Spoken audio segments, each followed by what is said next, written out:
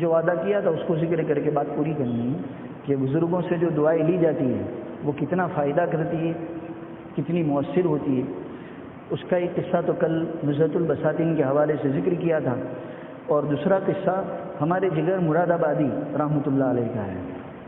اب ہم نے دیکھا تو نہیں، آزادی سے پہلے ان کا یہاں ہندوستان میں بڑا چرچا تھا اور پورے ہندوستان کے قومی شاعر سمجھے جاتے تھے۔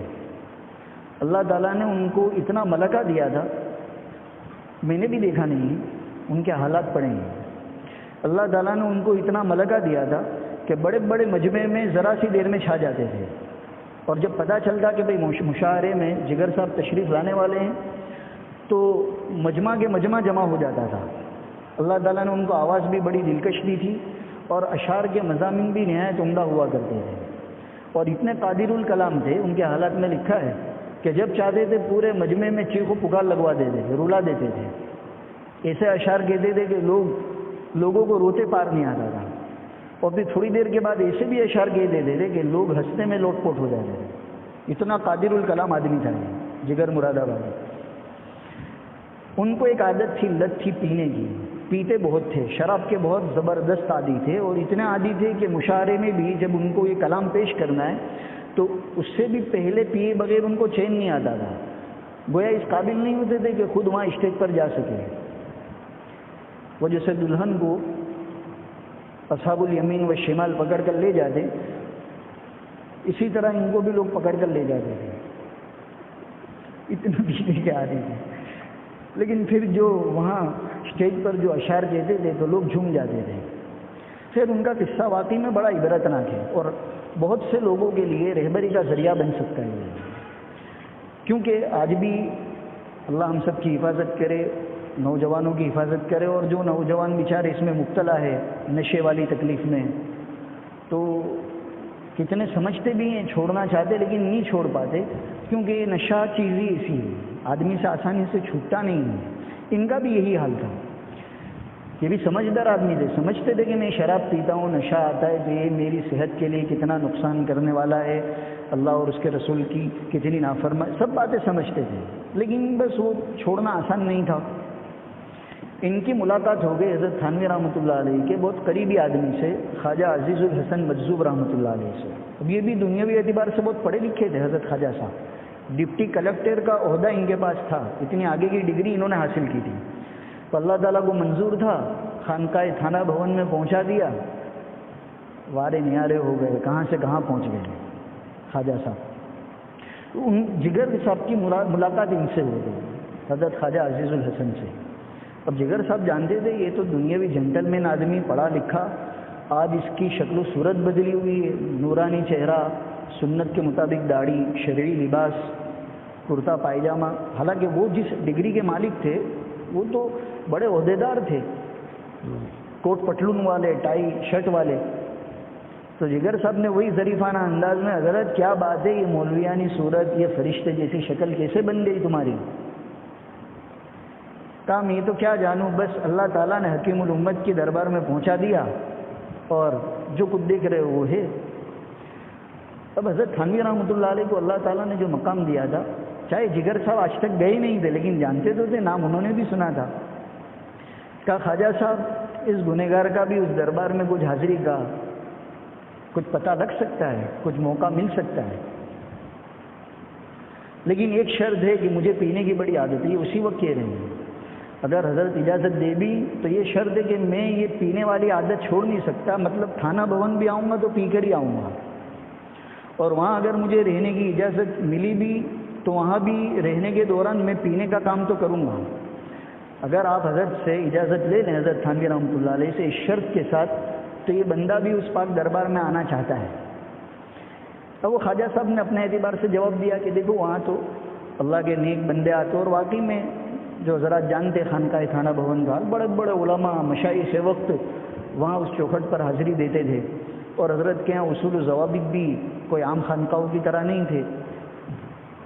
خواجہ صاحب نے کہا کہ میں آپ کی بات پہنچا تو دوں گا، لیکن بظاہر ایسی شرط کے ساتھ تو اجازت نہیں مل سکتی کہ وہاں تم آ کر پینے کی بات کرتے ہو، اور کہا میں رہوں گا تب بھی پیوں گا۔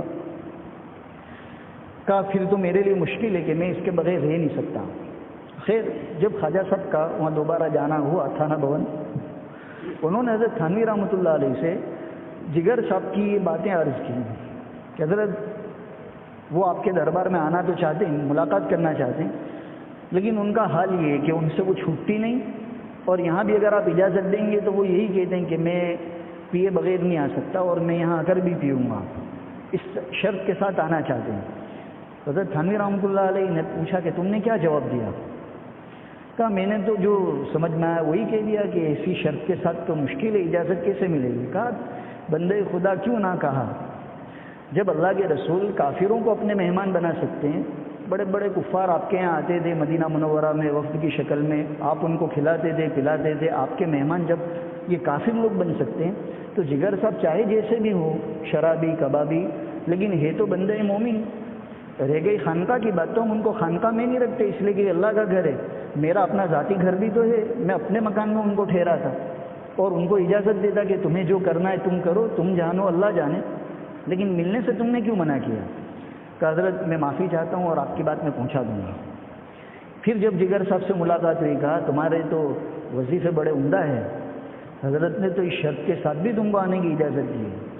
بس پھر کیا تھا، جگر صاحب وہاں پہنچے مراد آباد سے تھانہ بھون حضرت حکیم الامت کے دربار میں،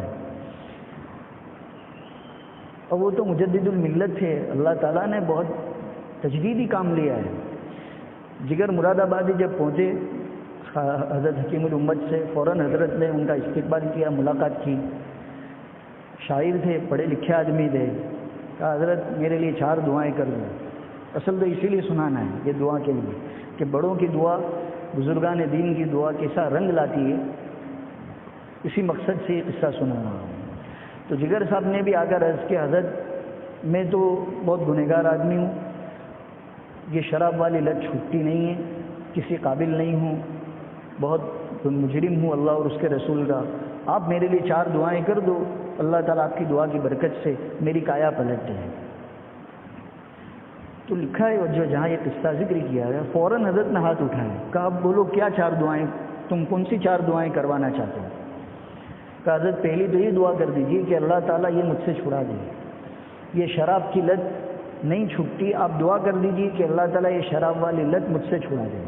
حضرت نے دعا کر دی کہ اللہ یہ تیرا بندہ اس بری عادت سے بچنا چاہتا ہے، تو اس کی مدد فرما اور آسانی کے ساتھ اس کو یہ چھوڑنا نصیب فرما، شراب کی عادت چھڑوا دی، اس کی دعا کروا دی۔ کہا دوسری کیا دعا کروں؟ کہا میرا چہرہ مومنانہ چہرہ نہیں ہے، کیونکہ مسلمان کا چہرہ داڑھی والا ہوتا ہے اور بغیر داڑھی کا یہ تو غیروں والا طریقہ ہے۔ کہا دوسری دعا کر دیجیے کہ اللہ تعالیٰ مجھے سنت کے مطابق داڑھی رکھنے کی توفیق عطا فرمائے۔ حضرت تھانوی رحمۃ اللہ علیہ نے وہ دعا بھی کر دی، دوسری دعا بھی کر دی۔ کہا تیسری دعا، کہا میں مجرم آدمی ہوں، اللہ اور اس کے رسول کا گنہگار ہوں، اس لائق بھی نہیں ہوں، لیکن تمنا بہت ہے کہ اس پاک دربار میں حاضری کی سعادت ملے حج کے لیے۔ اب یہ تو آج کل اللہ تعالیٰ نے اتنی آسانیاں کر دی ہے کہ یہ کوئی اچنبے کی چیز بھی نہیں لگتی، کیونکہ لوگ کثرت سے حج اور عمرے میں جاتے رہتے، لیکن یہ اس زمانے کی بات ہے جب پورے ہندوستان سے مشکل سے کچھ لوگ جاتے تھے، اور جب جاتے تھے تو 4 5 6 مہینے کا سفر ہوتا تھا، حج میں جانا اور واپس آنا، تو آدمی تقریباً 5 6 مہینے کے بعد گھر پہنچتا تھا۔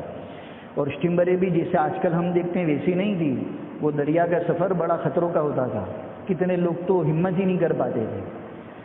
تو وہ جگر صاحب اس کی تمنا کر رہے ہیں، اس کی دعا کروا رہے ہیں کہ آپ دعا کر دیجئے حضرت میں اس لائق تو نہیں ہوں، نہ اس اسباب، نہ اس قابل، لیکن اللہ تعالیٰ اپنے دربار میں اور اپنے حبیب کے دربار میں حاضری کا موقع دے اور حج کی سعادت نصیب فرمائے۔ حضرت نے وہ دعا بھی کر دی کہ اللہ ان کو تو حج کی نعمت سے مالا مال فرمائے۔ 3 دعائیں ہو گئی، برابر یاد بھی رکھنا کیونکہ ہر سال دور ہو ایسا ضروری نہیں ہے۔ اور چوتھی دعا یہ کروائی کہ اللہ تعالیٰ میری مغفرت فرما دے، اللہ میرے گناہوں کو معاف کر دے، پوری زندگی گناہوں میں گزر گئی۔ حضرت نے وہ چوتھی دعا بھی کر دی، جتنے دن رہنا تھا رہے، پھر رخصت ہو کر واپس آئے۔ یہ 4 دعائیں حضرت کے پاس کروا کے آئے۔ اب دیکھیے دعا کی قبولیت کا معاملہ کیسا اللہ تعالیٰ کی طرف سے ہوا۔ جب اس پاکیزہ دربار سے اپنے وطن پہنچے تو وہ جو لت لگی ہوئی تھی شراب کی، تو تقاضا تو ہوتا ہے ویسے بھی، جو لوگ جس چیز کے عادی ہوتے ہیں، تمباکو والے تمباکو کے، سگریٹ والے سگریٹ کے، نشے والے نشے کے، جب وہ چھوڑتے تو اتنا آسانی سے چھوٹتا نہیں، وہ اندر کی طلب لگتی ہے جو اس آدمی کو بے چین بناتی ہے. تو یہ حضرت کے پاس دعا کرا گیا ہے. اب طے تو کر لیا ہے کہ پینی نہیں ہے، لیکن اندر سے طلب ہوتی ہے اور شدت سے ہوتی ہے. لیکن نہیں، میں نے اللہ کے نیک بندے کے پاس دعا کرائی ہے، کچھ بھی ہو جائے نہیں پیوں گا، طے کر لیا. حتیٰ کہ بیمار ہو گئے اور چونکہ قومی شاعر تھے، جیسا میں نے کہا عام آدمی نہیں تھے، پورے علاقے میں شورا ہو گیا بھائی جگر صاحب نے پینا بند کر دیا ہے اور اس کی وجہ سے ان کی صحت خراب ہو گئی ہے. ماہرین ڈاکٹر کو باقاعدہ حکومتی پیمانے پر بھیجا گیا، چونکہ قومی شاعر تھے نا. تو کئی ڈاکٹر جمع ہو گئے اور سب نے مل کر یہ تجویز طے کی اور ان سے کہا کہ حضرت آپ چونکہ بہت زیادہ پینے کے عادی ہیں اور آپ نے مکمل طور سے اس کو چھوڑ دیا ہے، اس لیے صحت پر اتنا اثر پڑا ہے. یہ اس طرح فوراً نہیں چھوڑی جاتی، آہستہ آہستہ کر کے اس کو چھوڑو، ابھی تھوڑا تھوڑا پینے کا سلسلہ جاری رکھو. یہ ماہر ڈاکٹر ان کو بطور علاج کے بتا رہے ہیں. اب معمولی آدمی ہوتا، کمزور ہوتا تو فوراً تعویل کر لیتا کہ ہاں چلو بات تو ٹھیک ہے، ابھی تھوڑی تھوڑی تو شروع کرو پھر چھوڑ دیں گے. لیکن انہوں نے ان ڈاکٹروں سے پوچھا کہ اچھا اگر میں یہ آپ کے کہنے کے مطابق تھوڑا تھوڑا اگر پینا باقی رکھوں گا تو کتنا جی لوں گا؟ کہا جگر صاحب 8-10 سال تو کہیں نہیں گئے، اتنا جی لیں گے. نہیں، کہا اگر بالکل نہیں پئیں گے تو بہت جلدی آپ کے مر جانے کا اندیشہ ہے. یہ جواب دیا ڈاکٹر نے. اب جگر صاحب کا جواب سنو، کیسا زبردست جواب دیا. کہا اگر 8-10 سال میں جیوں اور یہ شراب کے پینے کے ساتھ تو یہ میری زندگی اللہ کی نافرمانی اور ذلتی اور رسوائی والی ہے. اور اگر میں نہیں پیتا تو چاہے آپ کے کہنے کے مطابق تھوڑے دنوں میں مر جاؤں گا، لیکن میری یہ موت عزت والی ہوگی، اللہ اور اس کے رسول کے کہنے کے مطابق ہوگی. میں ایسی ذلتی والی زندگی کے مقابلے میں عزت والی موت کو پسند کرتا ہوں. مر جاؤں گا لیکن نہیں پیوں گا. وہ دعا چونکہ قبول ہو چکی تھی. تو کیسے پیتے جگر صاحب؟ حضرت تھانوی رحمۃ اللہ علیہ نے اللہ سے مانگا تو وہ منوا لیا تھا. اب یہ دیکھیے اللہ تعالیٰ کی طرف سے بھی فیصلہ کیسا ہوا، اچھے ہو گئے.